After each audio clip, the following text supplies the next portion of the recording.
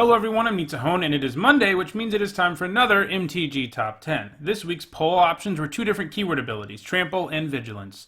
And in the end, Trample, well, trampled all over Vigilance, winning in a landslide. Trample is one of Magic's original keyword abilities, originally debuting in Alpha. It has since stuck around and continued to be an evergreen keyword, meaning it's the type of ability we see in every single set. It is a predominantly green ability that, flavor-wise, is meant to indicate that a creature is so massive or powerful that it can't simply be stopped by a smaller creature. Instead, it runs over a smaller blocker and does the remaining damage to you. Over 600 cards have been printed with Trample. Let's take a look at the 10 that have made the biggest impact on competitive Magic. Before we do, just a quick reminder on how I score these. Pro Tour Top 8s, Legacy and Vintage Championship Top 8s are all worth 2 points, and a Grand Prix Top 8 is worth 1 point. Now let's get started with number 10. At number 10, we have one of the most infamous Eldrazi from our return to Zendikar, and that is Reality Smasher. This thing sports crazy good stats for 5 mana, including Trample and Haste for 5 mana and a 5/5 body. And it's always a 2-for-1 if your opponent wants to kill it, since if your opponent targets it, they have to discard an additional card or the ability or spell is simply countered. Reality Smash was scary enough in Standard, where it showed up in a variety of decks. This ranged from ramp decks to control decks, where it was a win condition, to emerge decks, and even served as the top curve in the early versions of Ramanop Red before it rotated out of Standard. It was one of the most busted cards to play in the modern Eldrazi Winter decks, too, since you could conceivably play it on turn 2 with the help of your 2 Eldrazi lands and a Simian Spirit Guide. It smashed a lot of realities there, managing to show up in all 6 versions of the busted Eldrazi aggro deck that top-8'd Pro Tour Oath of the Gatewatch, and it put up several subsequent Grand Prix top 8s in the months before Eye of Ugin, one of the Eldrazi lands that enabled this to be ridiculous, got banned in Modern. However, it is a card that has continued to see play in less busted versions of the Eldrazi deck in Modern, in both ramp and aggro variants, and it has also seen play in the Legacy and Vintage versions of the deck, where Eldrazi Temple and Eye of Ugin are still legal, so it's going to continue to put up points and probably climb up this list. At number 9, we have another Eldrazi, Emrakul the Promised End. This is a pretty ridiculous card. A 13 mana 13/13 isn't great on the face of it, but it wasn't that hard to make it cost 6 or 7 since it could reduce its cost by card type, and it gave you a pseudo Mindslaver effect. Yeah, they tried to power it down by making it so that your opponent got to take a turn again before you did, but you could still fire off all their spells on the wrong targets, making sure especially to get rid of sorceries that might be able to kill your Emrakul, attack your creatures into her, and generally wreak havoc. On top of all of that, she's incredibly difficult to block thanks to flying and trample, and not that easy to kill thanks to her protection from instants. Generally, if you got to control their turn, you could use up anything that might be able to kill her, and she would quickly end the game after that. She was completely busted in Standard, being a key card in Golgari Delirium, a deck that could rapidly fill the graveyard with cards and make Emrakul really cheap to cast very quickly, so she was already really good. Then, they printed another busted card, Aetherworks Marvel, which allowed you to play Emrakul as early as turn 4, regardless of what you were doing with your graveyard. Emrakul got banned in January of 2017, and Aetherworks Marvel did later that same year. Anyway, Emrakul is good enough that she has even seen play in Vintage and Modern, so she's not done yet just because of a simple banning in Standard. At number 8, we have the smallest creature on the list to have Trample, Grim Flayer. Only a 2/2 in the early going, Trample really isn't all that great for him. But he comes with the Delirium mechanic, which makes him into a 4/4. What's more is, he can help you get to Delirium and improve the quality of your draws every time he makes contact with your opponent. All of that combines to make him a pretty scary 2-drop, since he will quickly get out of hand while also making you draw only your best cards. He saw a ton of play in Standard Delirium decks, where he was basically always a 4/4, or made himself into one very quickly, and he saw a bit of play in Black-Green Constrictor decks before he rotated out of Standard. The Flayer has proven strong enough to see play in Modern too, where he gives Jund and Abzan decks another oversized 2-drop in addition to their Tarmogoyfs. He has also found his way into some versions of Death's Shadow, specifically the versions that run Traverse the Ulvenwald, which wants to hit Delirium for that card, and the Flayer is happy to help with that, in addition to getting in for some damage. He is likely to continue to climb up this list, as Jund decks seem to have gotten stronger with the unbanning of Bloodbraid Elf. At number 7, we have the first of 2 planeswalkers to make this list, Garruk Relentless, who transforms into Garruk the Veilcursed. Killing a 2/2 with Garruk Relentless and flipping him into Garruk the Veilcursed was a very common play pattern, and obviously once your Garruk's loyalty is only at 1, you need to get it back up. The wolves he makes provide excellent protection, as your opponent is forced to attack into the Death Touch creature if they want to try to take him down. Obviously, Garruk could do other things too, making wolves every turn on the Relentless side, or using the Tutor effect or board pumping effect, which is where Trample comes into play here, on Garruk the Veilcursed. Garruk was one of the best cards in Innistrad block, as illustrated by the fact that he managed 6 top 8s at Pro Tour Avacyn Restored, the block constructed Pro Tour for the format. This was in basically any aggressive green deck, like Bant aggro, green-white aggro, and Naya aggro. In Standard, he was also great, seeing play in aggro decks like green-white and mono-green, but also in Kessig Titan, a deck we're going to talk a little more about shortly, green-red Control, and Reanimator, where the fact that you were filling your graveyard made Garruk the Veil Cursed's -3 ability quite potent, since you're making all your creatures huge and giving them trample. Garruk also saw some play in Modern, managing 2 top 8s at Grand Prix Turin and 2 Rug Delver decks back in 2012. Even Legacy hasn't been safe from Garruk, as he has managed to put up a couple Grand Prix top 8s there as well in Maverick, and has actually managed top 16s in Legacy more recently, primarily in Bug Control. But he hasn't seen play in a Grand Prix or Pro Tour top 8 deck since 2013. It's really been a while since he's made it, but he has managed a few top 16s in Legacy recently, so he may make his way back into the top 8s pretty soon. At number 6, we have a giant, the kind of creature you'd expect to have trample, Primeval Titan. Part of a very powerful cycle introduced in Magic 2011, all these giants, titans, in the cycle do something when they come into play, and then when they attack. For Primeval Titan, that involves grabbing 2 lands. Those lands have to come into play tapped, but Primeval Titan can quickly assemble a lot of lands on your side of the battlefield, and note that they are not just basic lands. That's a real key to why Primeval Titan is so powerful.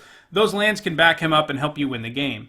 In Standard, Primeval Titan saw play alongside Valakut, the Molten Pinnacle. The two worked really well together, as the deck wanted to get as many lands in play as possible, and the Titan could get in some damage while helping you find your Valakuts and mountains so that you can quickly kill your opponent after casting the Titan.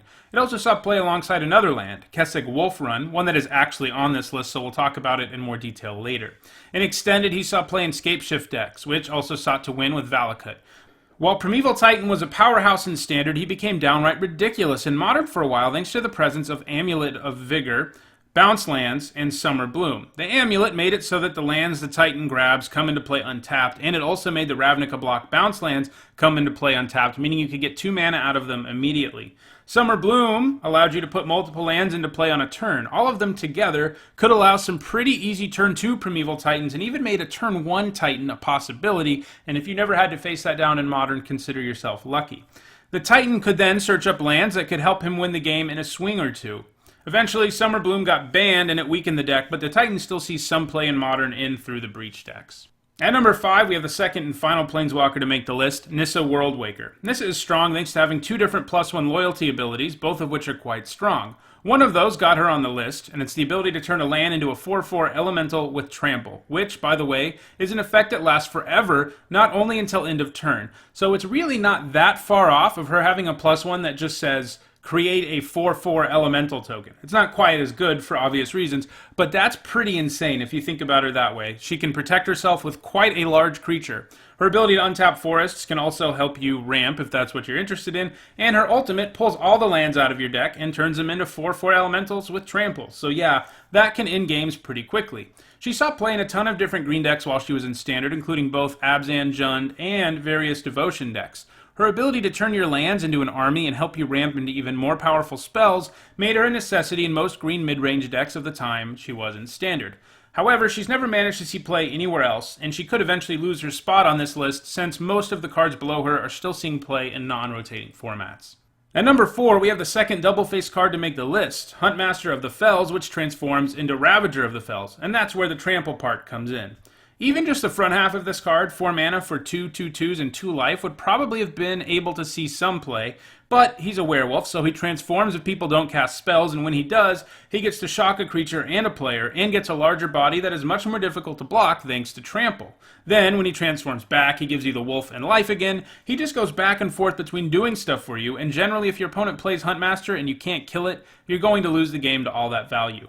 He was one of the best creatures in all of Innistrad block, as evidenced by the fact that it managed 4 Pro Tour top 8s at the Innistrad block constructed Pro Tour. And he was also just one of the best creatures in all of Standard, appearing in decks like Green-Red Aggro, Kessig Titan, again, we'll talk more about Kessig Titan in a second, and Nyapod. He has also been good enough for Modern, where he's primarily appeared in Jund decks, with a few Grand Prix top 8s as recently as last year. However, he's stopped seeing as much play in Jund decks in Modern, though I don't think it's safe to count him out in the format just yet. I wouldn't be surprised to see a deck running the Huntmaster top 8 any of the Modern Grand Prix this year. At number 3, we have the land I mentioned when talking about Primeval Titan, Kessig Wolfrun. It is a land that can also pump your creature's power and give them Trample. Lands with activated abilities are always good because they can produce mana for you until you reach the point where you need to use its activated ability, and in this case, the ability is quite powerful. One of the kinds of standard decks a Titan was in was simply called Kessig Titan because it ran a bunch of ramp, Primeval Titan, and Kessig Wolf Run, with the ultimate plan to just kill someone with the activation of the Wolf Run, which the Primeval Titan could search up. This usually meant that if you let the Titan attack you a second time, you were just dead. However, it didn't only see play in Primeval Titan decks, and that's why it appears several spots higher in the list than its old running mate.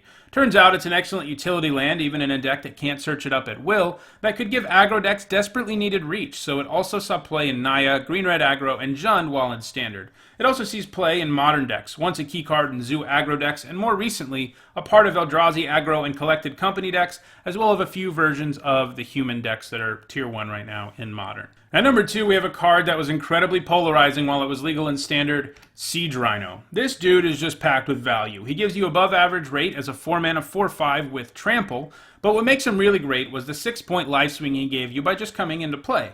This meant that even if your opponent managed to kill the creature, which they frequently had to because it had such imposing stats, you still got some value out of him, and that's what made him so great. The card was basically the face of Standard while it was legal there, and the linchpin in a powerful Abzan deck that was, for a time, the best deck in Standard. The Rhino has also seen play in Modern, including in Birthing Pod before it was banned, and in the Modern version of Abzan, where he's joined by Lingering Souls and several powerful removal spells.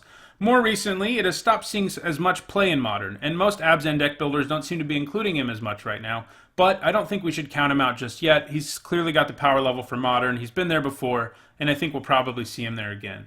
And at number 1, we have the second land to make the list, but this one is a creature land, and that is Treetop Village. Creature lands are powerful because they can provide you with mana in the early game and be a source of damage in the late game. As creatures, they also dodge sorcery speed removal like board sweepers and can be a good way for aggressive decks to finish off opponents following a sweeper. The village can turn into a 3/3 trampler for only 2 mana, making it a pretty effective beater in the early game if you can't manage to draw a creature you want to play. It had 2 shots at Standard, one from being printed in Urza's Legacy, and another 8 years later after being printed in 10th edition. Its first time through Standard, it was a fixture in mono-green aggro or stompy decks. The second time, it saw play in elf decks, The Rock, which was a black-green mid-range deck, and Doran, the Siege Tower decks. In Extended, it saw play in Oath of Druids, Zoo decks, which is basically a Naya aggro deck, and the extended version of Doran. It also sees play in Modern, primarily in Jund, Junk, and Abzan. Reed Duke was running these just a few weeks ago at Pro Tour Rivals of Ixalan, and it has enjoyed 2 subsequent Grand Prix Top 8s at Grand Prix Lyon. It remains to be seen whether the recent unbannings in Modern will affect the village, but I imagine it will continue to see play in both Jund and Abzan decks. Well, that does it for this week's MTG Top 10. If you enjoyed this video, don't forget to like it and share it so others can enjoy it too. If you want to make sure you catch my future MTG Top 10s, don't forget to subscribe. Also, if you want to help me improve the channel, you can by contributing to my Patreon in a link in the description below. Next week, I have a particular Top 10 in mind, so for the first time in a while, I won't be running a poll for that one. And don't worry, it won't be Vigilance, which has managed to lose out in 3 different polls. People don't like Vigilance, apparently. But anyway, thanks for watching.